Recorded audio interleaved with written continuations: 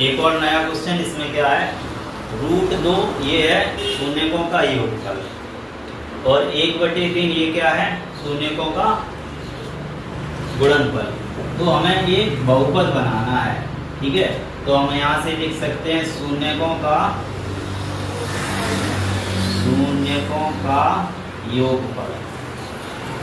योगफल कितना है, √2, ठीक है। √2 है तो योगफल की जगह क्या लिखेंगे, अल्फा प्लस बीटा। तो अल्फा प्लस बीटा बराबर √2 और अल्फा और बीटा क्या है, अल्फा बीटा आपके हैं शून्य, है ना। इसी तरीके से शून्यकों का गुणनफल, क्या, शून्यकों का गुणनफल वो कितना है, 1/3 क्वेश्चन में दिया है ये, ठीक है। तो 1/3 गुणनफल को क्या लिखते हैं बच्चों, अल्फा गुणा बीटा, यानी कि अल्फा बीटा। तो अल्फा प्लस बीटा का मान दिया है √2 और अल्फा बीटा का मान दिया है 1/3। तो अब हमें क्या निकालना, हमें निकालना है बहुपद। क्या निकालना है, बहुपद, जिसे इंग्लिश में पॉलिनोमियल कहते हैं। इंग्लिश वाले बच्चे क्या लिखेंगे यहाँ, पॉलिनोमियल। क्या हो जाएगा, फॉर्मूला होता है x² minus alpha plus beta bracket में x और प्लस का अल्फा बीटा, ये फॉर्मूला होता है। कहीं कहीं इसके बाद के भी लिखा होगा, ठीक है। तो के चाहो लिखो या फिर ना लिखो। अब यहाँ पे देखेंगे x² minus alpha plus beta की वैल्यू कितनी है, √2।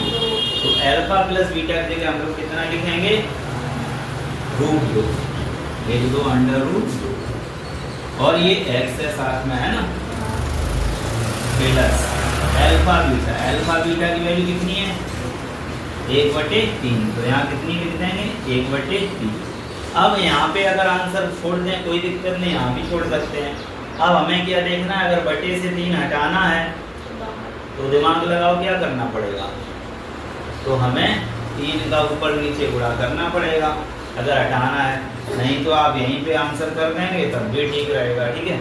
बन गया ना बहुपद, देखो x² और x वाला पद है और अचर पद भी है, तो ये बहुपद बन गया।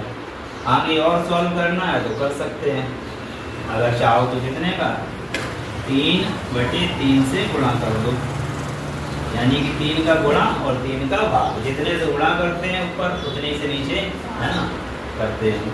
तो इसको अंदर लिख लेंगे x² माइनस √2x प्लस 1/3।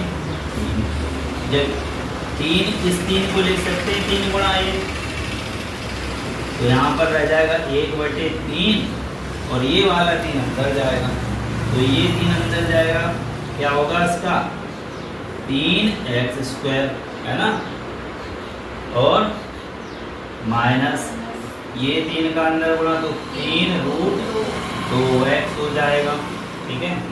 अब इस 3 का यहाँ पर भी प्लस 3 गुणा क्या होगा, 1/3। इस 3 से 3 कट जाएगा, क्या बचेगा यहाँ पर 1। पूरा सेम लिखना है, बस यहाँ पर 1 लिख दो, है ना। तो 1/3 यहाँ पे लिखेंगे 3x² माइनस 3√2x और ये वाला प्लस 3 से 3 कट गया, कितना बचा 1, ठीक है।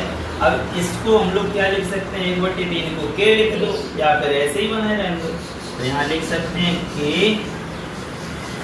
3x² माइनस, ये पूरा सेम लिखना है आपको, प्लस 1, ये पूरा सेम लिख दिया और 1/3 को क्या लिखा, k।